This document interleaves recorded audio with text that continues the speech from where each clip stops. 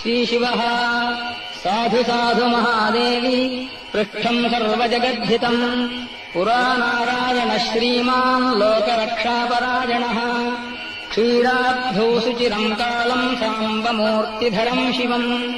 मामेकाग्रेण चित्तेन ध्यायन्यवसदच्युतः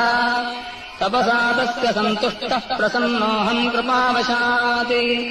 ध्यानात् समुत्थितो विष्णुर्लक्ष्म्या माम् पर्यपूजयति तुष्टावविविधैः स्तोत्रैर्वेदवेदान्तसंहितैः वरम् वरजहे वत्स यदिष्टम् मनसि स्थितम् तत्ते दास्यामि न चिरादित्युक्तः कमलेक्षणः प्राह माम् परया भक्त्या वरम् दास्यसि चेत्प्रभो रक्षार्थम् सर्वजगतामसुराणाम् क्षजाय च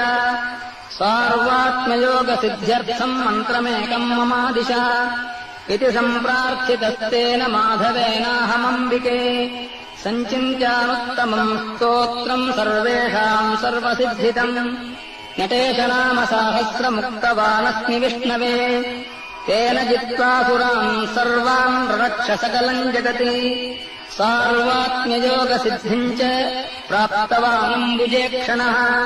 तदेव प्रार्थयस्यद्य नाम साहस्रमम्बिके पठनान्मननाद्यस्य नृत्यम् दर्शयति प्रभुः